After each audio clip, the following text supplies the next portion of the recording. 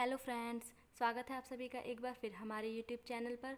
दोस्तों, आज मैं आपके लिए लेकर आई हूँ 19 जुलाई 2021 के most important current affair question and answer in Hindi. जी हाँ दोस्तों, आज की इस वीडियो में हम आज के मोस्ट इम्पॉर्टेंट करंट अफेयर्स के क्वेश्चन आंसर पढ़ेंगे। दोस्तों, इससे पहले यदि आपने अभी तक हमारे चैनल को सब्सक्राइब नहीं किया तो सब्सक्राइब करना ना भूलें। साथ ही बेल आइकन पर प्रेस करके ऑल पर भी टिक कर दें, जिससे हमारी सभी वीडियो सबसे पहले आप तक पहुँचे। तो चलिए दोस्तों, शुरू करते हैं आज की वीडियो। फर्स्ट क्वेश्चन है, सेनारी नरसंहार जो कि हाल ही में खबरों में रहा, ये भारत के किस राज्य में हुआ था? तो ये हुआ था बिहार में। ये घटना 18 मार्च 1999 में जहानाबाद के सेनारी गांव में हुई थी। इस गांव में एक खास जाति रहती थी जिसका नाम था अंगड़ी जाति। इस जाति के लोगों के घर घर जाकर वहां रहने वाले पुरुषों की गला रेत कर हत्या कर दी जाती थी। इसी जाति के लगभग 34 लोगों की हत्या गला रेत कर दी गई थी। ये पूरा विवाद जगह जमीन पर था। इस हैरान कर देने वाली घटना का जिम्मेदार माओवादी कम्युनिटी सेंटर एमसीसी को कहा गया। बाद में सरकार के द्वारा इसे प्रतिबंधित भी कर दिया गया था। साल 2016 में निचली अदालत ने दोषी पाए जाने वाले लोगों में 10 लोगों को फांसी की सज़ा सुनाई और 3 लोगों को उम्र कैद की सज़ा सुनाई थी। इस दौरान 20 आरोपियों को बरी भी कर दिया गया था। तो दोस्तों, साल 2016 में फिर से पटना हाईकोर्ट ने 13 दोषियों को रिहा कर दिया था। जनता हाईकोर्ट के इस फैसले से बहुत ज़्यादा असंतुष्ट थी, जिस पर हाईकोर्ट के विरुद्ध जाकर बिहार सरकार ने याचिका भी दर्ज करवाई थी। इसमें कहा गया कि हाईकोर्ट के द्वारा दिए गए फैसले से जनता को काफ़ी ज़्यादा नाराज़गी हुई।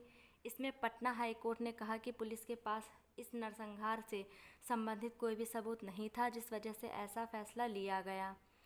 तो दोस्तों, ये अभी चर्चा में इसलिए आया क्योंकि अब इस याचिका को सुप्रीम कोर्ट तक पहुंचा दिया गया है, जिसके बाद ये पूरा मामला काफ़ी ज़्यादा चर्चा में है।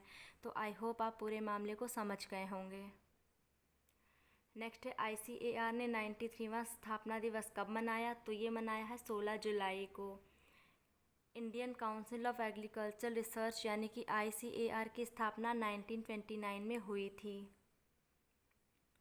50 वर्षों में पहली बार किस देश के द्वारा हमारे देश भारत को सेब निर्यात किया गया? तो ये किया गया है यूनाइटेड किंगडम के द्वारा। नेक्स्ट है, विश्व का पहला 3D प्रिंटेड स्कूल कहाँ शुरू किया जा रहा है? तो ये शुरू किया जा रहा है मलावी में। मलावी अफ्रीका में स्थित है, याद रखिएगा। दोस्तों, ये सभी प्रश्न आपकी सभी परीक्षाओं के लिए बहुत ही इम्पोर्टेंट है, इसलिए आप वीडियो को अंत तक ज़रूर देखें। नेक्स्ट है, देश के सबसे बड़े एक्वेरियम का उद्घाटन कहाँ किया गया है? तो ये किया गया है अहमदाबाद में। एक्वेरियम गैलरी को अहमदाबाद की साइंस सिटी में बनाया गया है, जिसमें 68 टैंक होंगे। ये दुनिया भर के जलीय प्रजातियों की झलक दिखाई देगी यहाँ पे, जहाँ पूरी दुनिया करीब 188 किस्म के जल जीव देखने को मिल सकते हैं। 260 करोड़ रुपए की लागत से इसे बनाया गया है और ये भारत का सबसे बड़ा एक्वेरियम होगा।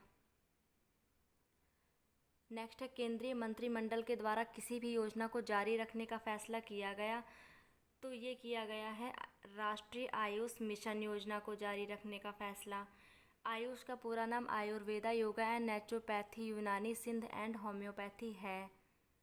इस योजना के तहत पूरे देश में 12,500 आयुष स्वास्थ्य सेंटर और वेलनेस सेंटर स्थापित होंगे। 1 अप्रैल 2021 से ये 31 मार्च 2026 तक योजना जारी रखी जाएगी। इस योजना में अच्छे विकास के लिए करीब 46 लाख करोड़ रुपए आवंटित किए जाएंगे। मोंक फ्रूट जिसे चाइना से लाया गया, इसकी खेती कहाँ शुरू की गई है, यानी कि भारत के किस राज्य में? तो ये शुरू की गई है हिमाचल प्रदेश में। हाल ही में हिमाचल प्रदेश राज्य के कुल्लू ज़िले में इस मोंक फ्रूट की खेती की शुरुआत की जा चुकी है। यह फ्रूट चीन से आया है और बता दें कि ऐसा पहली बार होगा जब चीन में पाए जाने वाले इस पौधे को भारत में उगाएंगे। फ़ायदे की बात करें तो इससे जो फल तैयार होगा वो शुगर के मरीजों के लिए लाभदायक होगा।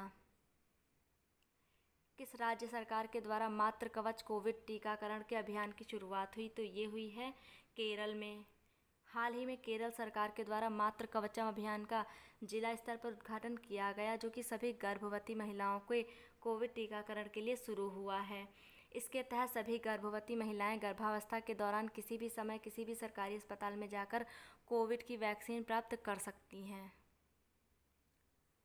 हाल ही में किस राज्य में हरेला पर्व मनाया गया? तो ये मनाया गया है उत्तराखंड में। उत्तराखंड में ये पर्व श्रावण महीने में बारिश के मौसम की शुरुआत का प्रतीक मानते हैं और ये उत्तराखंड के कुमाऊं क्षेत्र में मनाते हैं। इस पर्व को मनाने के कई सांस्कृतिक आयोजन होते हैं और पौधारोपण भी किया जाता है। इसके अलावा किसान अपने खेतों की बुआई का काम करना बहुत ही शुभ मानते हैं। नेक्स्ट है, अमेजन वर्षावन किस महाद्वीप में है जो कार्बन डाइऑक्साइड के अधिक उत्सर्जन के कारण चर्चा में आया? तो ये है दक्षिण अमेरिका में। अमेजन वर्षावन दक्षिण अमेरिका में स्थित है, जहाँ के कुछ वर्षावन के हिस्से ऐसे हैं जो जितना ज़्यादा कार्बन डाइऑक्साइड अवशोषित करते हैं उससे कहीं ज़्यादा उत्सर्जित करते हैं। नेचर पत्रिका ने हाल ही में ये जानकारी प्रकाशित की। अमेजन वर्षावन को धरती का फेफड़ा भी कहा जाता है, याद रखिए, क्योंकि पूरी दुनिया का करीब 20% ऑक्सीजन यहीं से रिलीज़ होता है। इसके अलावा अमेजन नदी दुनिया की सबसे बड़ी नदी है व दुनिया की सबसे लंबी नदी की बात करें तो ये नील नदी है, याद रखिए। नेक्स्ट है, किस कंपनी के द्वारा 16,600 करोड़ रुपए का सबसे बड़ा IPO लॉन्च होने जा रहा है? तो ये लॉन्च होने जा रहा है पेटीएम के द्वारा। पेटीएम ने हाल ही में मार्केट रेगुलेटर सेबी को 16,600 करोड़ रुपए का आवेदन इनिशियल पब्लिक ऑफरिंग के लिए भेजा है। ये अब तक का सबसे बड़ा IPO होगा, याद रखिए। किस राज्य में बोनालो उत्सव मनाया गया? तो ये तेलंगाना में। तेलंगाना का ये एक पारंपरिक उत्सव होता है। देश की पहली पॉड टैक्सी कहाँ शुरू की जा रही है? तो ये शुरू की जा रही है नोएडा में।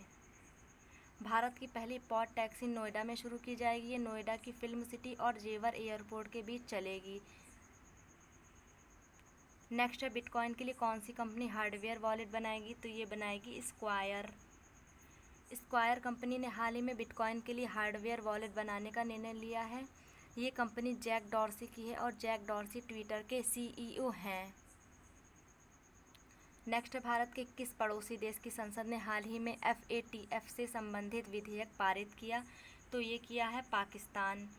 FATF ने साल 2018 से पाकिस्तान को ग्रे लिस्ट में लगातार रखा था, जिसके बाद FATF की सभी शर्तों को पूरा करने के लिए लगातार प्रयास करने के चलते FATF से संबंधित विधेयक पाकिस्तान की संसद में पारित कर दिया गया है। जो भी देश टेरर फंडिंग और मनी लॉन्ड्रिंग को रोकने में असमर्थ होते हैं उन्हें ग्रे लिस्ट में शामिल कर देता है। इसकी फुल फॉर्म हो जाएगी फाइनेंशियल एक्शन टास्क फोर्स। हाल ही में दानिश सिद्दीकी का निधन हुआ, वे किस क्षेत्र से संबंधित थे? तो इसका सही जवाब है पत्रकार। अफगान सेना और तालिबान के बीच कड़े विद्रोह के समय रिपोर्टिंग करते हुए हाल ही में इनका निधन हो गया। इनको पुलित्जर सम्मान से भी सम्मानित किया जा चुका है। दोस्तों, ये मोस्ट इम्पॉर्टेंट क्वेश्चन है, आपके किसी भी एग्ज़ाम में पूछा जा सकता है, इसलिए आप इसे याद रखें।